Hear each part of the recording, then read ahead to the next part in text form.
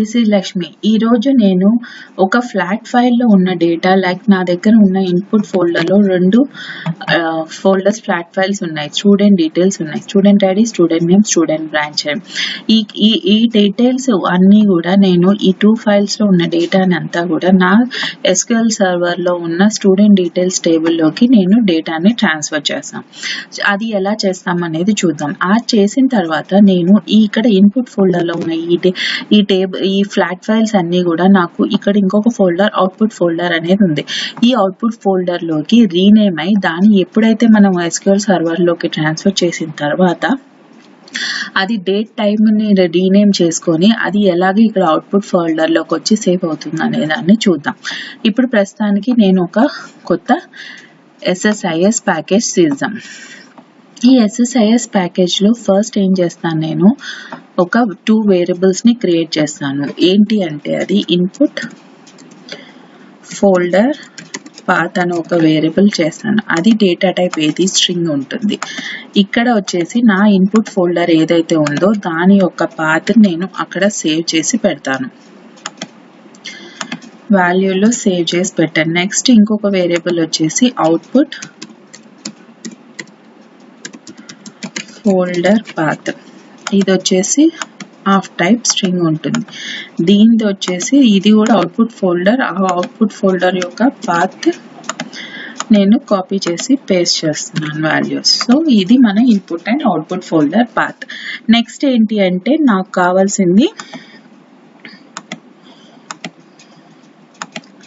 For each loop container. For each loop container మనకి ఆ ప్రతిసారి ఆ ఫైల్లోకి వెళ్ళేసి అది ఇటరేట్ అవ్వాలి కాబట్టి నేను ఫర్ ఈచ్ లూప్ కంటైనర్ తీసుకున్నాను.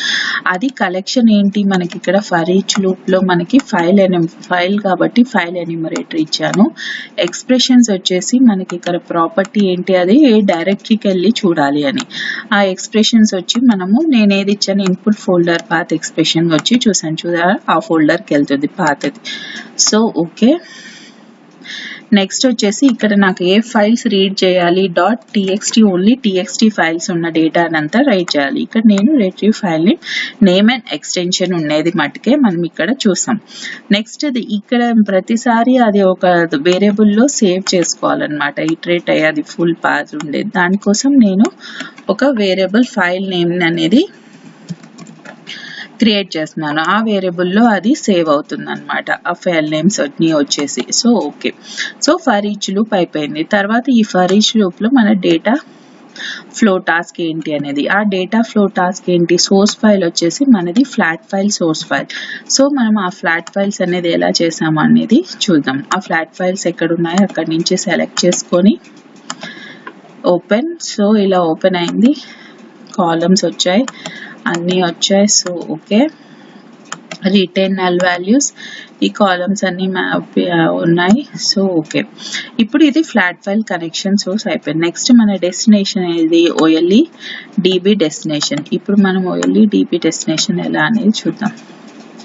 ఇక్కడ న్యూ కనెక్షన్ ఆల్రెడీ ఉంది, నేను అది డిలీట్ చేస్తున్నాను. ఇప్పుడు న్యూ DB కనెక్షన్. మన సర్వర్లో ఏముంది, యాక్చువల్గా స్టూడెంట్ డీటెయిల్స్ టేబుల్లోకి మనకి రావాలి. సో మనం ఇక్కడ కనెక్షన్ మేనేజర్.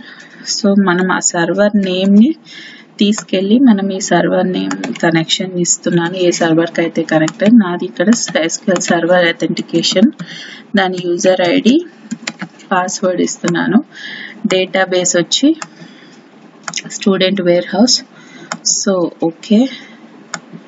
ఓకే. ఇక్కడ టేబుల్ వచ్చేసి మనకి స్టూడెంట్ డీటెయిల్స్ 1 టేబుల్లో రావాలి. నెక్స్ట్ మ్యాపింగ్స్ చూస్తారంటే మనం ఆ కాలమ్ స్టూడెంట్ ID మ్యాపింగ్ ఇస్తున్నాను వేరియబుల్స్కి.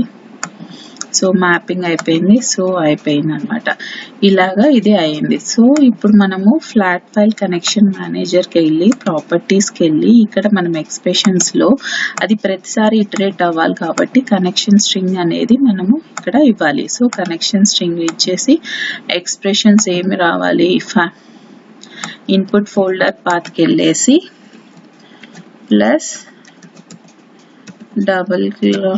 ప్లస్ సారీ ఇక్కడ underscore plus file name. So read అవ్వాలి. ఇది చూసారంటే ఇది ఫైల్ నేమ్. ఇప్పుడు ఫైల్ నేమ్ ఏది లేదు కాబట్టి అది ఫైల్ నేమ్ మనకి ఏమి చూపించడం లేదు. సో ఓకే కనెక్షన్ స్ట్రింగ్ అయింది. ఇప్పుడు మనం రన్ చేసి చూద్దాం ఏమవుతుందో. ఇక్కడ రన్ అయింది. ఇప్పుడు మనకి ఏమైంది, సారీ, ఇక్కడ ఇప్పుడు మనం సెలెక్ట్ డీటెయిల్స్ చూసామంటే చూడండి ఆ 2 ఫైల్స్ లో ఉన్న డేటా అంతా మనకి ఇక్కడ ట్రాన్స్ఫర్ అయింది. అదే ఇప్పుడు నెక్స్ట్ మళ్ళీ యాక్చువల్ గా ఏం చేయాలి, అది ఇలా రన్ అయిన డేటాని నెక్స్ట్ ఇన్పుట్ ఫోల్డర్ లో ఇక్కడ నుంచి మనకి అవుట్పుట్ ఫోల్డర్ లోకి విత్ డేట్ టైమ్ గా రీనేమ్ అయ్యి ఆ ఫైల్ నేమ్ రీనేమ్ అయ్యి అక్కడికి వెళ్ళాలి. సో దానికోసం మనం ఏం చేస్తున్నాం, నెక్స్ట్ స్టాప్ చేసి ఓకే ఇప్పుడు అయింది. సో నెక్స్ట్ కంట్రోల్ ఫ్లో, ఇక్కడ డేటా ఫ్లో టాస్క్ అయింది. సో మనకి ఇక్కడ common next flat file system task అనేది చేయాలి. ఇక్కడ ఫ్లాట్ సిస్టమ్ టాస్క్ వచ్చింది. సో దీనికన్నా ముందు నేను ఇంకేం చేస్తాను, ఇంకో 2 వేరియబుల్స్ క్రియేట్ చేస్తున్నాను. ఏది ఇన్పుట్ ఫోల్డర్ ఫుల్ పాత్ అని ఒక వేరియబుల్, ఇది వచ్చేసి స్ట్రింగ్, దానికి ఎక్స్ప్రెషన్ వచ్చి input folder path plus colon plus file name. ఇక్కడ మనకి ఎవాల్యుయేట్ ఫైల్ నేమ్ లో ఇక్కడ ఏం వాల్యూ లేదు కాబట్టి నేను test.txt అనేది ఒకటి ఇస్తాను. సో ఇప్పుడు చూసామంటే చూడండి test.file name అది తీసుకుంది, ఇన్పుట్ ఫోల్డర్ /test.txt అనే ఫోల్డర్కి వెళ్తుంది. ఇంకొకటి అక్కడి నుంచి రిట్రీవ్ చేసుకొని మనకి అవుట్పుట్ ఫోల్డర్ ఫుల్ పాత్, ఇది కూడా మనకి స్ట్రింగ్ అవుతుంది అన్నమాట. ఈ స్ట్రింగ్ లో ఎక్స్ప్రెషన్ వచ్చేసి ఫస్ట్ వచ్చేసి output folder path plus plus file name, అక్కడికి వెళ్ళి ఫైల్ నేమ్ అది అవ్వాలి. కానీ మనం ఏం చేయాలి, ఈ test.txt కాకుండా మనకి డేట్ టైం కూడా కావాలి. సో ఫస్ట్ ఏం చేయాలి, ఫస్ట్ ఆ txt ఫైల్ అనేది ఉండకూడదు. సో ఫస్ట్ నేను ఏం చేస్తాను, రీప్లేస్ చేస్తున్నాను .txt ఫైల్ అనేది రీప్లేస్ చేసి విత్ బ్లాంక్, ఏం లేకుండా చూడండి txt ఫైల్ అయింది. దాని తర్వాత ప్లస్ నాకు అక్కడ అండర్స్కోర్ కావాలి, అక్కడ అండర్స్కోర్ అయింది. నెక్స్ట్ ఇంకోటి ఏం కావాలి, నాకు గెట్ డేట్ కావాలి. ఇక్కడ గెట్ డేట్ ఇచ్చానంటే మనకి సమ్ ఎర్రర్ వస్తుంది, కంపాటబిలిటీ ఎర్రర్ వస్తుంది. సో మనం దీన్ని ఏం చేయాలి, స్ట్రింగ్ గా కన్వర్ట్ చేయాలి. సో దానికోసము నా దగ్గర కన్వర్షన్ ఏముంది అది చేయాలి.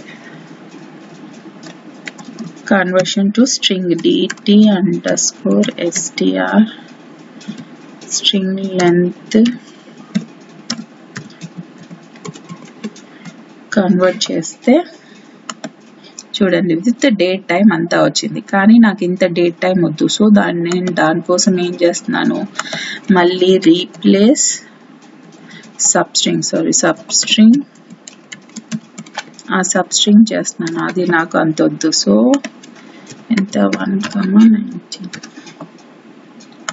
చూడండి అది స్ట్రింగ్ అంతా వెళ్ళిపోయి మనకి డేట్ టైం వచ్చింది. కానీ మళ్ళీ నెక్స్ట్ నాకు ఇలా హైఫన్స్ కోలన్స్ వద్దనమాట. సో ఫస్ట్ నేను హైఫన్స్ ని రీప్లేస్ చేస్తున్నాను. రీప్లేస్ చేస్తున్నాను హైఫన్స్ ని విత్ దేంతో, only blank space. So evaluate expression చూడండి రీప్లేస్ అయిపోయి. నెక్స్ట్ ఏంటి, ఆ కోలన్స్ ని రీప్లేస్ చేస్తున్నాను. Again replace comma colon is replaced with comma blank spaces. చూడండి ఇలాగ మనకి ఏదైనా ఫైల్కి తర్వాత డేట్ టైం ఇదంతా మనకి వచ్చింది అనమాట. సో ఇలా వస్తుంది మనకి ఆ అవుట్పుట్ ఫోల్డర్లో పోయి సేవ్ అవుతుంది. ఇది ఫుల్ అవుట్పుట్ ఫోల్డర్ పాత్ అనమాట. సో ఓకే, ఇప్పుడు నేను ఈ ఫైల్ సిస్టమ్ అనేది ఇప్పుడు ఏమైంది, ఈ source path variable available, as we're passing. ఆ సోర్స్ వేరియబుల్ ఏంటి, ఇన్పుట్ ఫోల్డర్ ఫుల్ పాత్. మళ్ళీ ఆపరేషన్ ఏం చేస్తున్నాం, మనము రీనేమ్ చేస్తున్నాం అంతే, రీనేమ్ ఫైల్ చేస్తున్నాం. ఈజ్ డెస్టినేషన్ పాత్ వేరియబుల్, అవును వేరియబులే, మనం ఇచ్చేది వేరియబులే. సో డెస్టినేషన్ ఇది output folder full path. So ఇది మనం చేసేది.